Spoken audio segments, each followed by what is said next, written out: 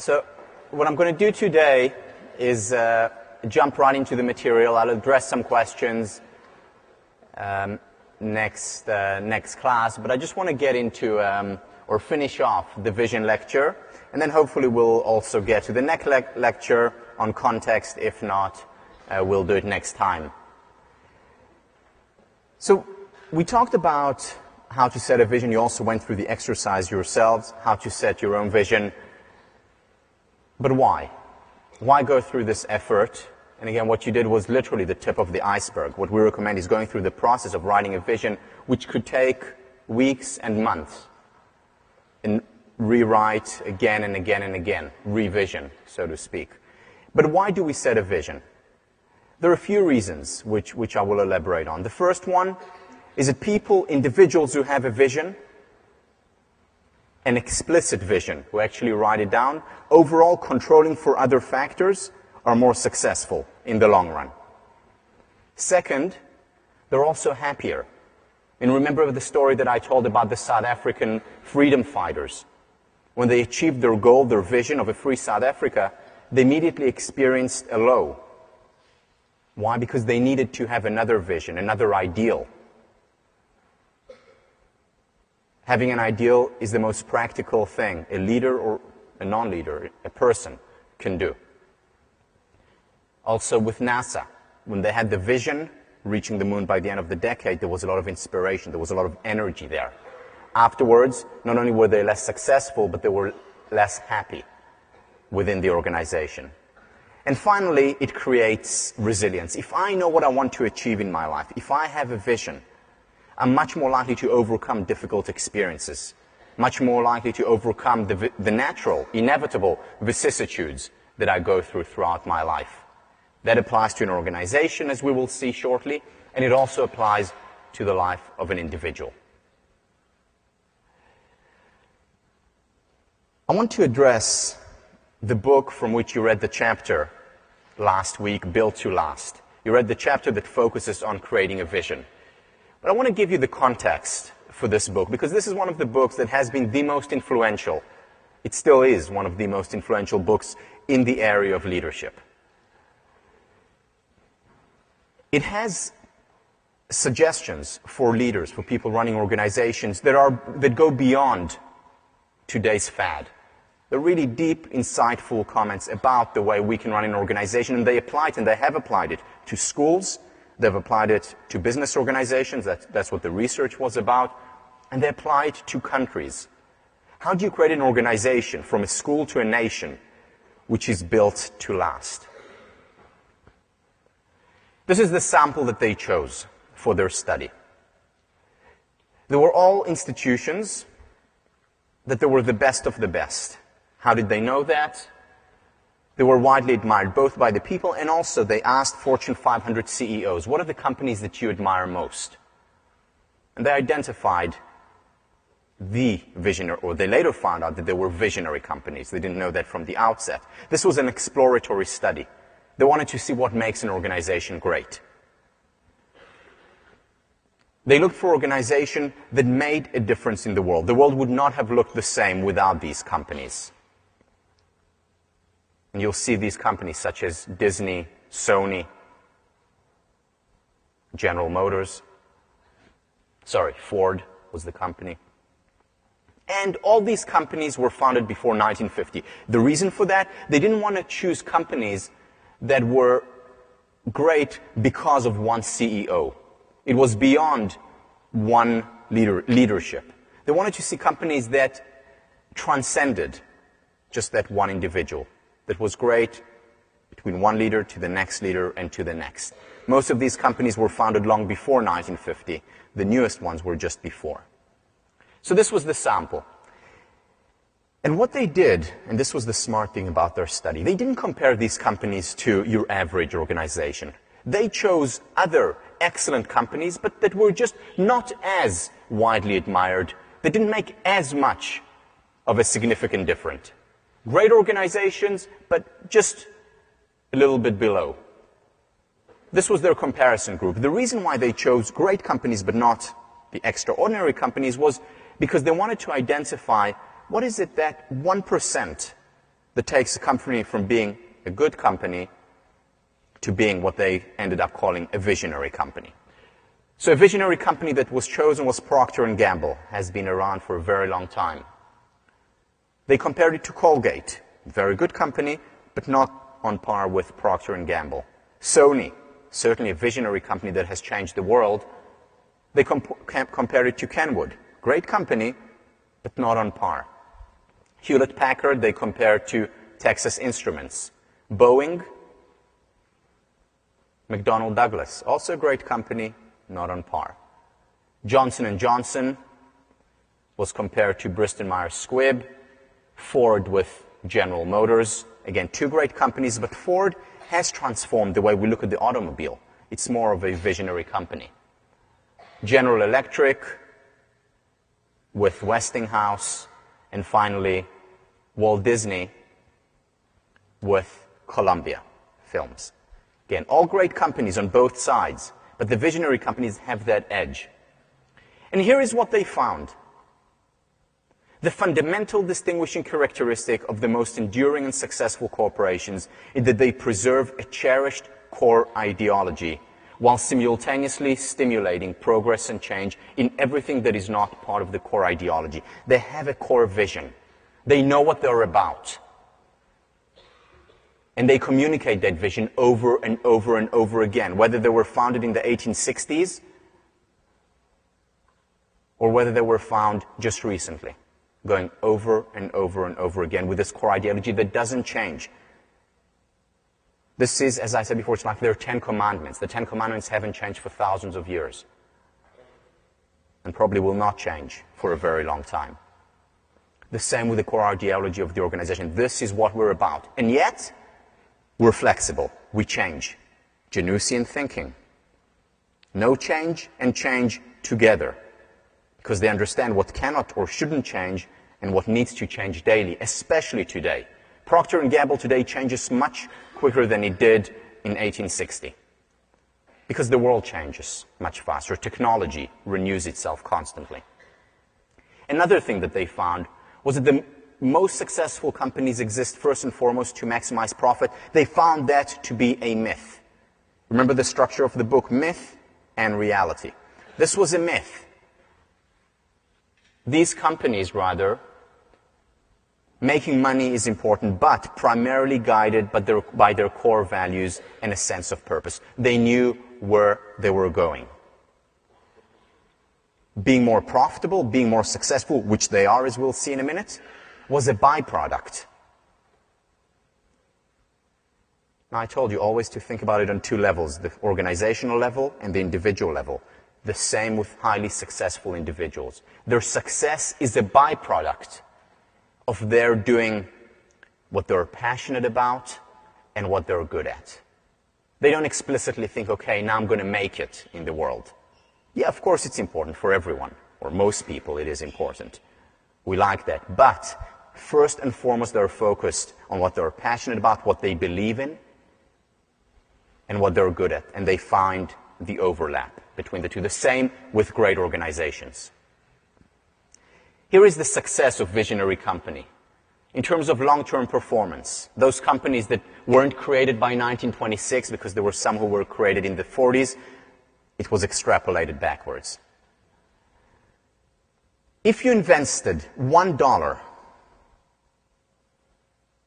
in Wall Street in 1926, your dollar would be worth $415 today. If you invested $1 in one of the comparison group companies, remember General Motors, Kenwood, Colgate, Columbia, and others, your $1 would have been worth $955. That's good return on investment. If you had invested in one of the visionary companies back in 1926, your dollar today would be worth, $1, would be worth over $6,000. So it's not that they're successful by a little. This is unbelievable. This is remarkable. It's not the only research that shows how great companies with vision are able to succeed and far outdo all other companies that do not have a vision. John Kotter from Harvard Business School studied companies and looked for companies that had a very strong core ideology, a vision which they communicated over and over again, shared values. And his results are no less remarkable than Built to Last. 4 times more revenue growth, 7 times more jobs created over a similar period of time, 750% more profitable, and stock price increase 12 times more over the long haul. Having a vision pays. Having core values pays. The question is then, does any vision pay? Is it okay to just have a random vision that I believe in and that will make my company successful or me as an individual successful? Here is one shortcoming of Built to Last. Their answer is primarily yes. But other research has proved them wrong. This is on your optional reading list. Again, read it over the summer if you have time. O'Reilly shows that some visions are greater than others. Not all visions are created equal. And he identified 3 main characteristics. Again, very simple. 3 main characteristics that make a vision successful. 1, they have high performance standards. Remember going back to what Professor Snook said, to what we talked about a lot with appreciative inquiry. They see the seed, they see the potential, and they say, this can grow into a tree. This can grow into a highly successful company. We expect a lot from you. And these expectations, as we'll talk about next time, become self-fulfilling prophecies. They have high performance standards. They have a caring attitude. Don't mistake this caring attitude with being there to please.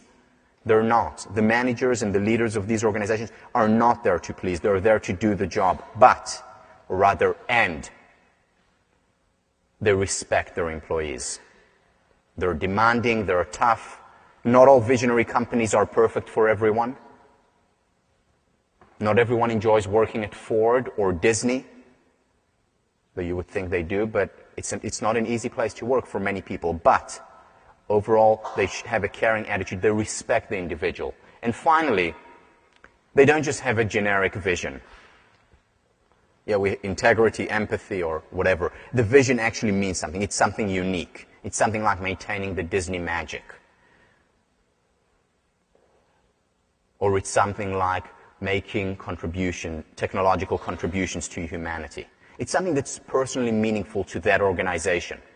Now look at these 3 and ask yourselves, how am I doing as an individual? Do I believe in myself? Do I have high performance standards? Remember, ideally, as Professor Hackman says, the best goals to set are ones that we have 50% chance of attaining. Am I pushing myself? Do I have a vision of making my life and the world a better place, a compelling vision? Have I developed my emotional intelligence qualities? Because it's very difficult to attain a vision just by ourselves, especially if it's a big vision. We need to work with others. How am I with interpersonal relationships?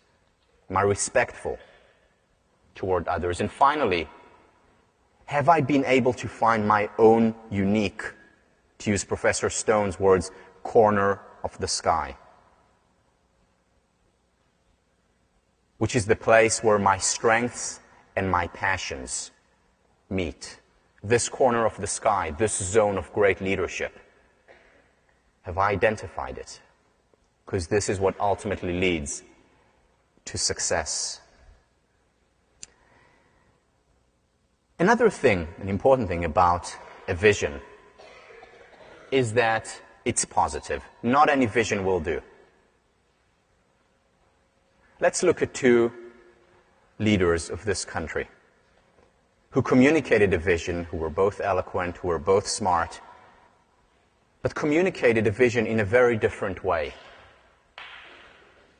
Jimmy Carter and Ronald Reagan. Jimmy Carter, as president, was always recognized as arguably one of the smartest presidents that we've ever had. But he failed in the White House. He lost by a landslide, surprisingly. to Reagan. And the question that many students of leadership, many political thinkers have asked is why? And one of the main points, I mean, there are a few points. One of the main points that's identified is because he focused on the negative. He focused on the problem-solving approach.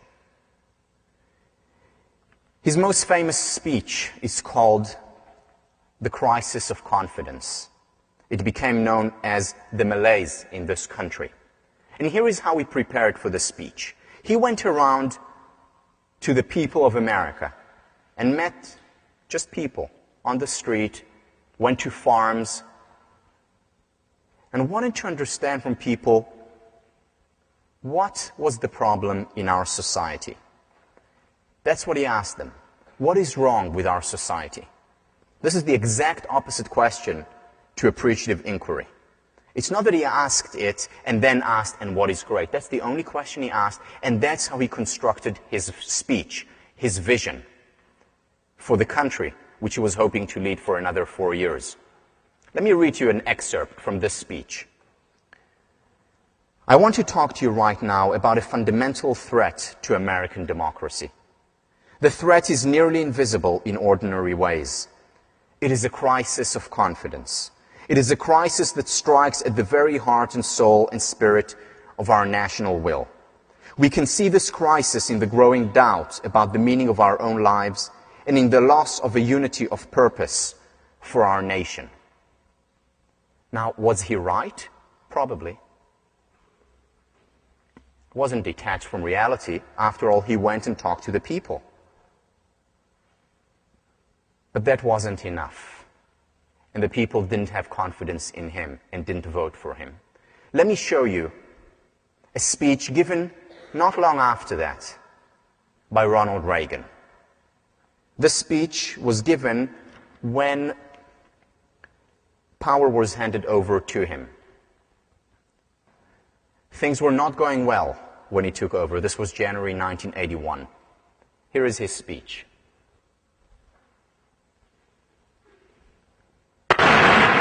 The economic ills we suffer have come upon us over several decades.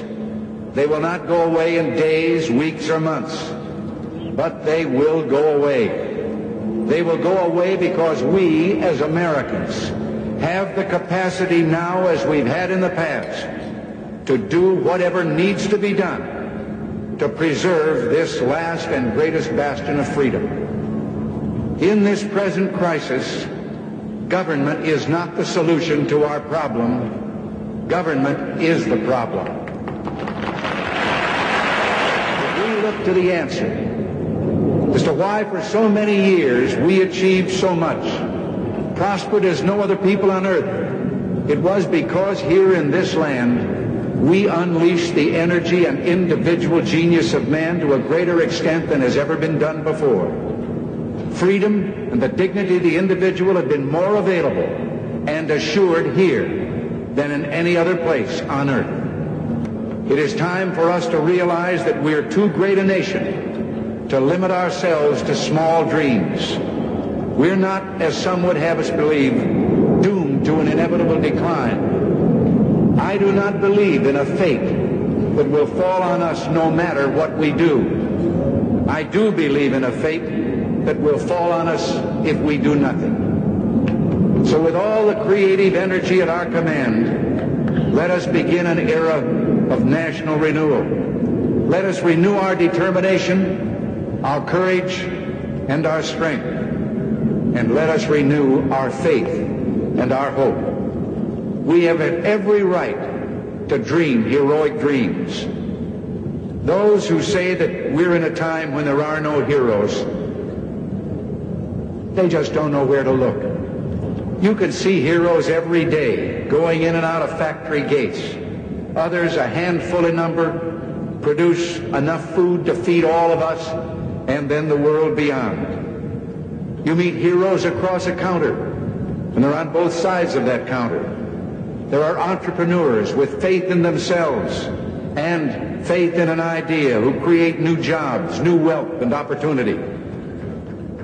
There are individuals and families who take taxes, support the government, and whose voluntary gifts support church, charity, culture, art, and education. Their patriotism is quiet but deep.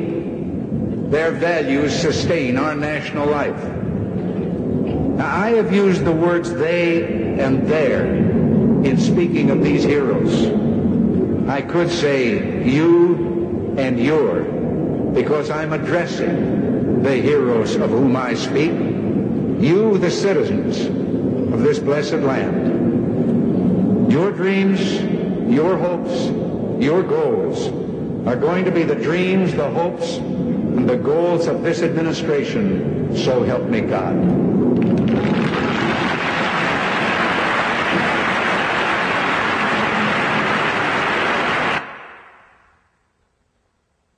What a difference. Again, the times were not good. But what hope he inspires. This is appreciative inquiry at its best. Appreciating the strength, the greatness of this country, of the individuals in this country, focusing on it, and it appreciates and it grows. It's not that in 1981 or in 85 or in 88, as we'll see his last speech, things were perfect. There were always bad things, but there are also always good things. And while he didn't ignore the negative, he also focused on the positive. Ronald Reagan defeated Carter by offering Americans a vision that was as optimistic as Carter's was pessimistic. This is from a PBS documentary. By the way, as an aside, one of your assignments this week, or your assignment in your groups this week, is to establish actual concrete goals. One of these goals can be to watch great speeches. I can't tell you how many times I've watched Reagan over and over. I can't tell you how many times I've watched I Have a Dream speech. We learn a lot by watching this, and he is a great communicator.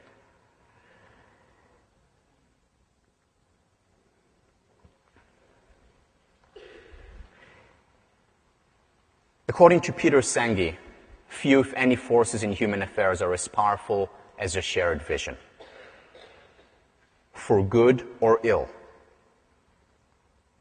So vision is also what brought Hitler to power.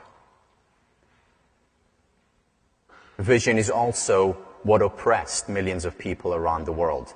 You know, a vision, and this is why I like this quote, is a force. Just like electricity is a force. Is electricity good or bad? Well, it depends. If you electrocute someone with it, it's bad. If you bring light, it's good. Any force can be used for good or ill. Vision has also brought about some of the most amazing, remarkable feats in human history.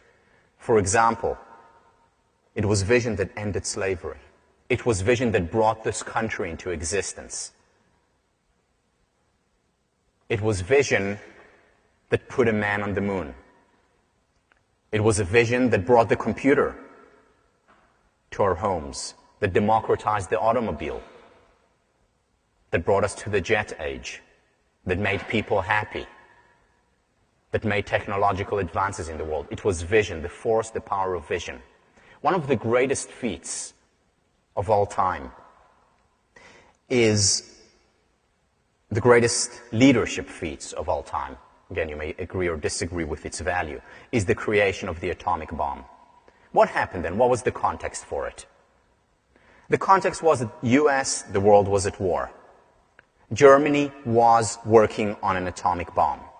The German scientists were hard at work at it, and they had some of the best scientists in the world. So there was a real danger that they would create an atomic bomb before America would. So what Roosevelt did, prompted by Einstein, bring together the greatest scientific minds of the time. They took them to Los Alamos, and together, under what was called the Manhattan Project, were working secretly on creating the atomic bomb. People like Fermi, Szilard, Richard Feynman, Niels Bohr, Edward Teller, Nobel laureates, and others were brought together to this place to work on the atomic bomb. Now, they were not only brilliant, these individuals, again, the greatest minds, They were also highly individualistic and with big egos. They knew they were great. And it was, initially people thought, or they thought it would be like herding cats. Not easy. Much more difficult job than even Summers had as a president. Robert Oppenheimer was brought and had to run this organization. And they succeeded. Again, whether you agree or not, in terms of their outcome. They succeeded. And what does Robert Oppenheimer attribute this to? A common shared vision. It was a remarkable community inspired by a high sense of mission, devoted to a common purpose. What was their common purpose? What did they see it as? Saving the free world. And they worked hard and they worked together. And it was a remarkable feat. The same applies to any organization, large or small. You get people together and you get them to work on a common goal, a common vision. So what's your vision? You see, people with a vision, as I said, are far more successful. As a leader, if you have a vision, you'll get much more loyalty and commitment from your people. People will be happier coming to work if they know that they're working towards something great. They will be much more motivated and they will produce much more for that shared vision. Beyond the basic pay, it's impossible to motivate people only through external rewards. Yes, to a certain point, but beyond that, you need the heart to be in it as well, and that's the role of a vision.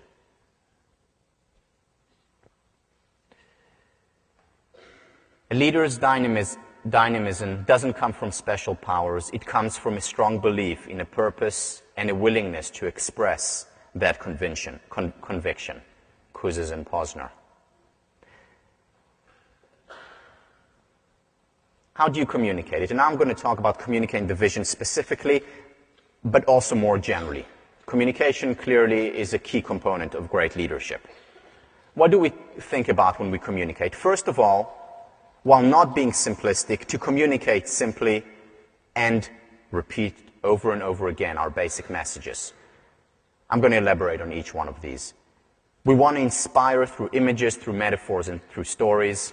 And most importantly, we want to embody our values. We want to lead by example. Wharton professor Michael Useem has this to say about a company's strategy and a company's vision. I quote, "Business managers often make the same mistake, failing to grasp the crucial distinction between telling people something and delivering that information so that it really sticks. Indeed, poor communication is one reason why many companies that have devised brilliant strategies fail miserably in executing them. When leaders make their strategic intent abundantly clear, as Walmart's management has in proclaiming its strategy of low prices every day, employees know what to do without requiring myriad further instructions. Achieving that clarity, however, is often far more difficult than managers appreciate." Achieving this clarity is critical. You see, the most difficult leaders to work for are not ones that are tough or difficult or highly demanding. They're ones that are unpredictable. Ones where you don't have clarity in terms of, what am I supposed to do? What am I here for? What is the organization here for? And in that respect, in needing clarity, we're no different than animals. Let me give you an example. This is a study that was run by Pavlov, one of the founders of modern psychology. And you know Pavlov studies with stimulus and response, where a dog salivates when it hears a bell. Let me share with you a study that's not widely known about Pavlov, but one with implications not just for animals. So Pavlov conditioned a dog that every time when the dog was shown a circle, the dog would get food. Every time when the dog was shown an ellipse, the dog would not get food. After a while, what happens, again, this is conditioning, the food was shown, the circle was shown, the dog would salivate. The ellipse was shown, the dog would not salivate. Very simple, straightforward conditioning. But then he took it a step further, and he did this repeatedly with dogs. The next time he showed the circle, he made it a little bit more like an ellipse. Just a little bit more like an ellipse. The next time he showed the ellipse, he made it just a little bit more like a circle. Initially, no problem. This still looks much more like a circle. This still looks like much more than an ellipse. But he continued this. And he made the circle more like an ellipse and the ellipse more like a circle. And so on, until the point when they were indistinguishable. When the dog could not differentiate between what was originally the circle and what was originally the ellipse. At that point, the dog quite literally went ballistic. It started barking, whining, running toward the door, trying to get out of the room. The dog wasn't shocked, wasn't hurt, nothing. It drove the dog crazy, insane. This has implications for leadership as well. Clarity is key. The most difficult boss to work for is one where you don't know what he or she expects.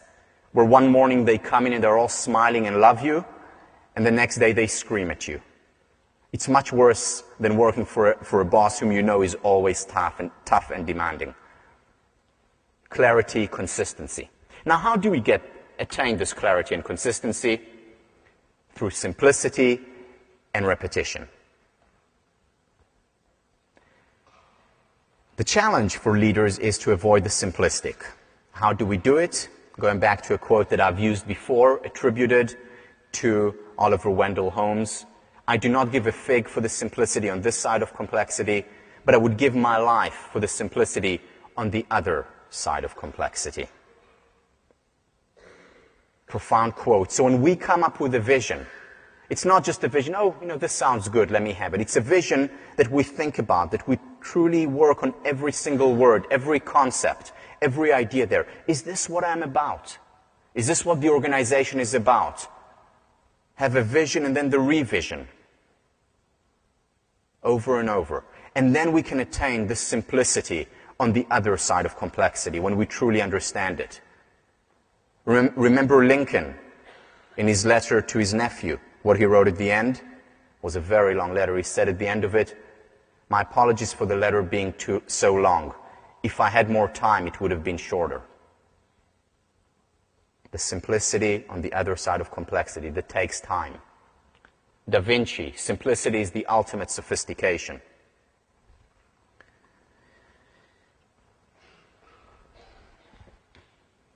The simplicity on the other side of complexity is also a part of Janusian thinking. Right? How do you reconcile the simple and the complex? Well, you work hard and you get to that simplicity. Let me give you some examples. HBS alum Jim Burke, CEO of Johnson & Johnson, spent 40% of his time repeating the credo over and over. Credo is Johnson & Johnson's vision. You should read it. Fascinating. Over and over again, just communicating that. Robert Eckert, who is CEO of Mattel, says, "It is not enough to communicate your vision in the elevator, in the cafeteria, in the street, on the phone, on the planes, and through email once or twice. You have to do it over and over again. Constant and consistent communication, while at times sounding like a broken record, is the single most reassuring thing I can do for all stakeholders, employees, investors, customers, media, and senior management. And it's always the same basic message, which is our vision for the company. Consistency over and over and over again. No ambiguity there. The company employees know what this organization is about. It may not be right for them. People may not have liked what Reagan had to say, but then they had a choice. Vote for him or not. And the overwhelming majority voted for him. People have a choice whether they want to work for Mattel or not. But they know what they're in for. No surprises, no ambiguities.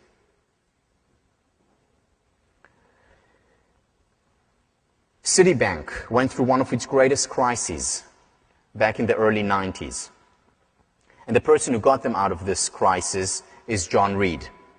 This is what John Reed's student, who later became the CEO of Citibank and chairman, Victor Menezes, has to say.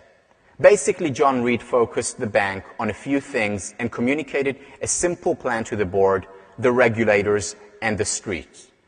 That struck me as a great example of effective leadership because it galvanized the organization into pulling through.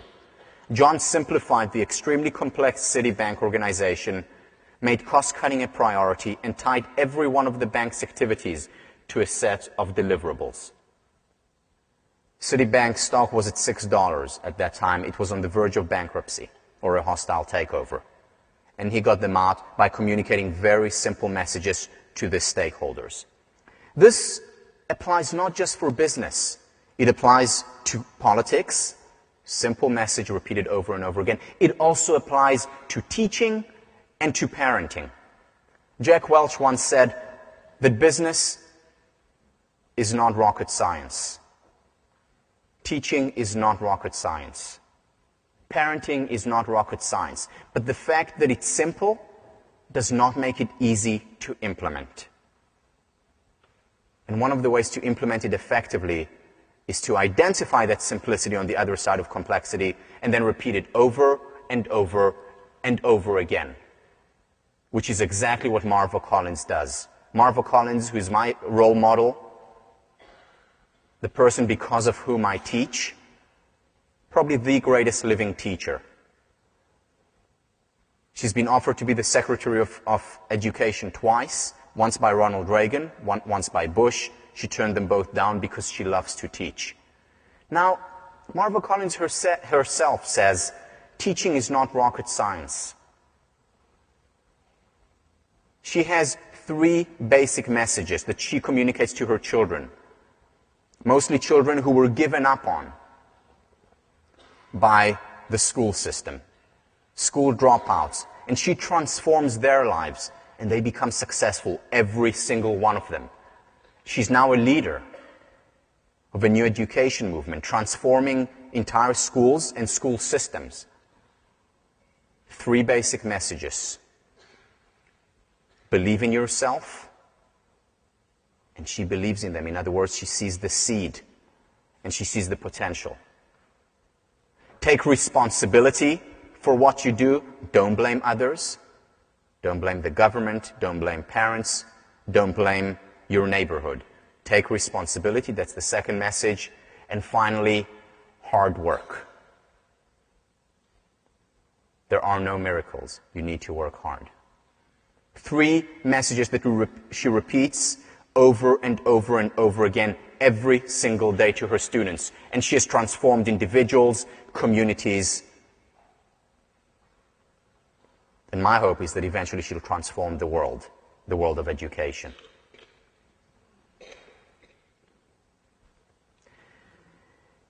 The other things that leaders do very effectively when they communicate is they evoke emotions, and they do it through images, metaphor, and stories. Look at the Bible. Without a question, the most influential vision that has ever been put forward. Now, whether you believe it's divine or written by people, that's not the point. The point is that it has had more influence on the way the world looks today than any other vision ever put forward. How is the Bible written? Stories. Yes, it has the 10 Commandments, which are abstract concepts, but around them there are stories. How effective is it when the story is told about Moses, who tends to the little lamb. Much more effective about communicating that for leadership you need compassion than saying it, for leadership you need compassion. A story can be worth 1,000 words. Or the story of the Good Samaritan.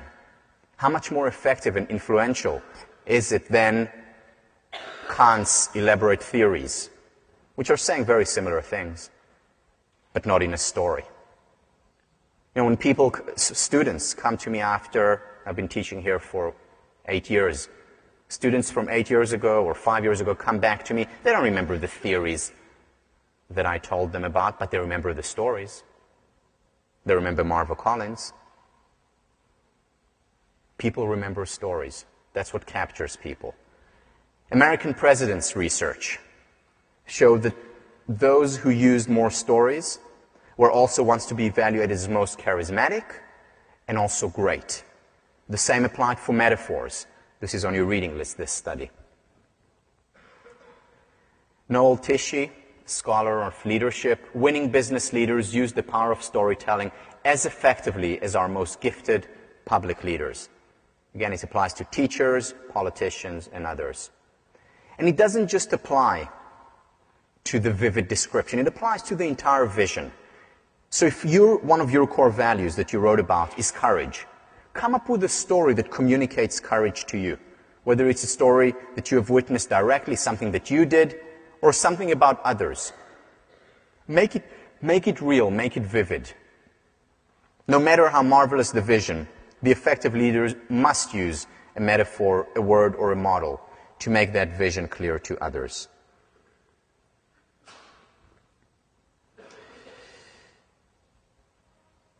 The greatest leaders do it. Nelson Mandela's image was of a rainbow nation. How simple, how beautiful. And this is how he avoided all the hatred that the other people, expected in South Africa after the fall of apartheid. This was the vision that he communicated over and over again, in words and in deeds, bringing together the people regardless of color of skin. Reagan's speechwriter said about him that if he was reading from the phone book, he could make it exciting, because he would always create a picture. When he gave his first inauguration speech, he talked about a $1 trillion budget, or the budget in $1 trillion. And to communicate to the people how much $1 trillion was, he brought the image of the Empire State Building, and next to it, dollar bills, one on top of the other. An image.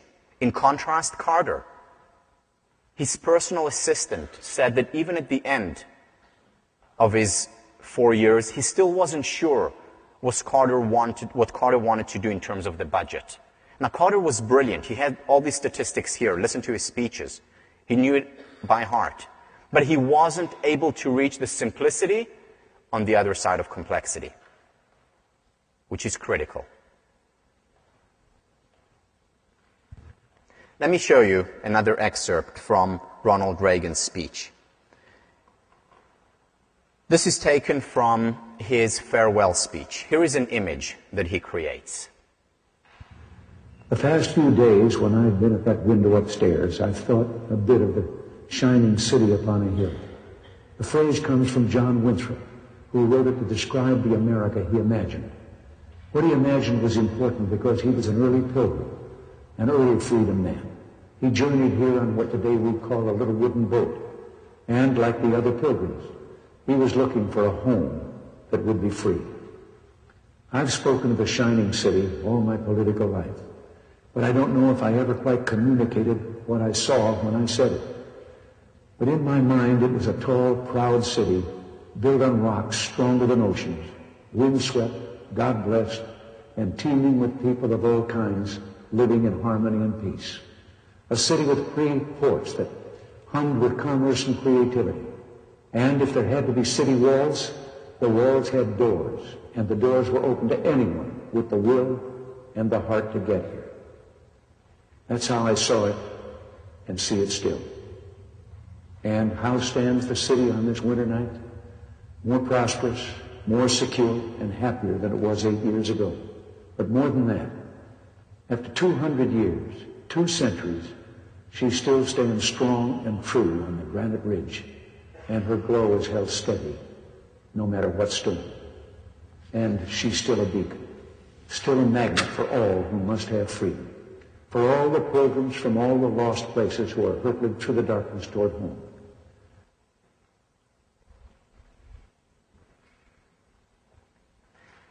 Stories have power because stories humanize. I want to read to you 2 articles written about a sad situation, a tough situation in South Africa about the AIDS. This is from BBC, May 15, 2005. May 18. Quote, almost 1 in 3 deaths in South Africa are caused by AIDS, making it the leading killer, according to research. In 2 provinces, the figure is as high as 40%, says an unreleased report by South Africa's Medical Research Council. Research was based on the study of death statistics for the year 2000. Let me read you another story of the same issues in South Africa. On October 25, 2002, 26-year-old Zanele Mavana is slowly dying in her home in a rural village of the Eastern Cape province.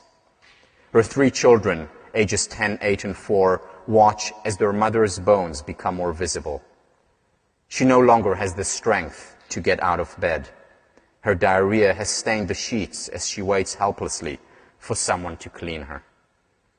To reach the nearest hospital, she would have to walk for hours, first through the open hilly fields surrounding her home, followed by mud roads, then gravel roads, and finally a tarred road. Zanele Marvana died on December 6, 2002, leaving 3 orphans behind.